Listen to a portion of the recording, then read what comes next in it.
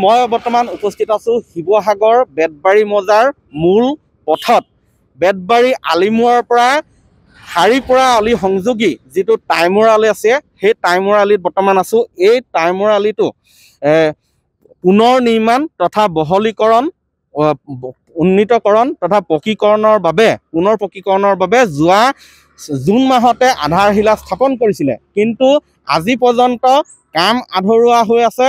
ইয়াত শিল দি ইয়াত থৈ দিছে, পকীকৰণ কৰা নাই, যাৰ ফলত বৰ্তমান এই সমগ্ৰ পথটো ধূলিময় হৈ পৰিছে। অত্যাধিক ধূলিময় পৰিৱেশৰ সৃষ্টি হোৱাত ইয়াত বাৰুকৈ জ্বলা কলা খাইছে সৰ্বসাধাৰণ ৰাইজে। ইয়াৰ স্থানীয় ৰাইজে বাৰুকৈ জ্বলা কলা খাইছে, বেমাৰ আজাৰ বৃদ্ধি পাইছে।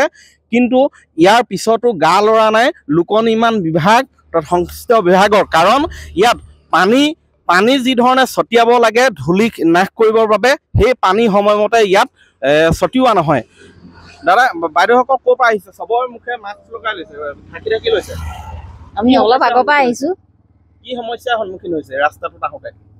ৰাস্তাটোত অহা যোৱা কৰোঁতে আমাৰ বহুতো সমস্যাৰ সমাধান মানে অসুবিধা হৈছে। ধূলিয়ে আমাৰ বহুতো বেমাৰ আজাৰ কৰিছে, ধৰক কাহ চৰ্দি এনেকুৱাবোৰ হৈছে। আৰু বেলেগনো ক'বলগীয়া কিটো আছে? মুখত মাস্ক লগাই ল'বলগীয়া হৈছে। বহুত ধূলি, কেনেকুৱা ধূলি? বহুত ধূলিৰ কাৰণে মানে বহুত প্ৰব্লেম হৈ গৈছে, সেইকাৰণে মাস্ক লগাবলগীয়া হৈ গৈছে। বিনা মাস্কত নহয়গেই নহ'লে।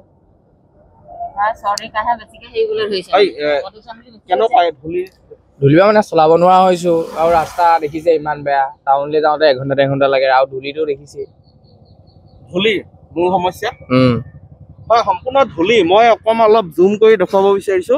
ইয়াত আচলতে যি ধৰণৰ পৰিৱেশ, ইয়াত বাৰুকৈ ধূলিময় পৰিৱেশ। ইয়াত এগৰাকী বাইদেউ আছে, মই জানিব বিচাৰিম। অলপ এইফালে আহিব। আপোনাৰ ঘৰ ইয়াতে আছে? মোৰ ইয়াতে মোৰ ঘৰ। ধূলিত মানে ঘৰ দুৱাৰ গোটেই মানে একদম গোটেই হেৰি লেতেৰা হৈছে। কাপোৰ কানি, মানুহৰ জ্বৰ কাহ চৰ্দি, ল'ৰা ছোৱালীও সেয়েকে মানে বেলেগ অশান্তি হৈছে আৰু মানে এইবোৰ। পানী মৰাটো মানে পানীটো কেতিয়াবা মাৰে কেতিয়াবা নেমাৰে। পানী মৰাহেঁতেন ইমান কষ্ট নহয় মানুহৰ। পানীবোৰ মাৰিব লাগে, এইবোৰ পানী চানী নেমাৰে। এটা দৃশ্য দেখুৱাইছো, আপুনি থাকক তাতে।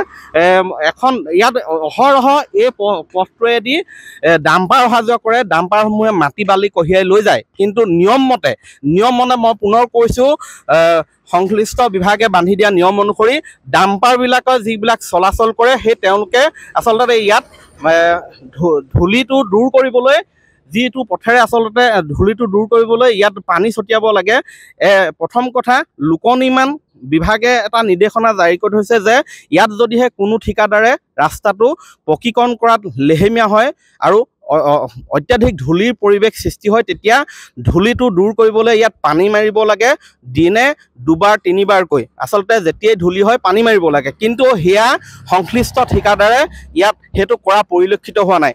দ্বিতীয় কথা হ'ল, যিবিলাকে মাটি বালি কঢ়িয়াই নিয়ে সেই ডাম্পাৰবিলাকৰ মালিকসকলে বা যি টেণ্ডাৰ লয় তেওঁলোকে ধূলি দূৰ কৰিবলৈ ইয়াত আচলতে পানী ছটিয়াব লাগে। তেওঁলোকেও সেই ডাম্পাৰবিলাকেও আচলতে ইয়াত ডাম্পাৰ চালকসকলেও বা মালিকসকলেও ইয়াত কোনো ধৰণৰ পানী ছটিওৱাৰ ব্যৱস্থা নকৰে, যাৰ ফলত অত্যাধিক ধূলিময় হৈ পৰিছে শিৱসাগৰ বেতবাৰী মজাৰ এই মূল পথটো। আৰু এই অৱস্থা দূৰ কৰাৰ ক্ষেত্ৰত কিন্তু সম্পূৰ্ণ নীৰৱতা অৱলম্বন কৰিছে লোক নিৰ্মাণ বিভাগ, বন বিভাগ তথা শিৱসাগৰ প্ৰশাসনে। মই বাইদেউগৰাকীক সুধিব বিচাৰিম, ইয়াত প্ৰশাসনৰ কোনোবা মানুহ আহিছে নেকি? নাই অহা নাই, আজিলৈকে অহা নাই। নাই। হয়, যাৰ যেনেকৈ মন যায় তেনেধৰণে আচলতে নীতি নিৰ্দেশনা উলংঘাৰে ইয়াত ডাম্পাৰ চলাইছে অত্যাধিক, যাৰ বাবে ধূলিময় পৰিৱেশৰ সৃষ্টি হৈছে। ঠিকাদাৰে যোৱা জুন মাহত আৰম্ভ কৰা কাম আধাতে বন্ধ কৰি থৈ দিছে। কি কাৰণে কৰিছে সেয়াও অৱগত নহয় স্থানীয় ৰাইজ। অনাগত সময়ত লক্ষণীয় হ'ব এই পথটো কেতিয়া খৰতকীয়াকৈ নিৰ্মাণ কৰি এই ধূলিময় পৰিৱেশৰ পৰা মুক্তি দিব সৰ্বসাধাৰণ জনতাক। আপুনি বিচৰা বাতৰি পাব কেৱল নিউজ 18 এপত। নিউজ 18 এপ ডাউনলোড কৰিবলৈ স্কেন কৰক এই QR কোড। গুগল প্লে ষ্টৰতো পাব এই নিউজ 18 এপ।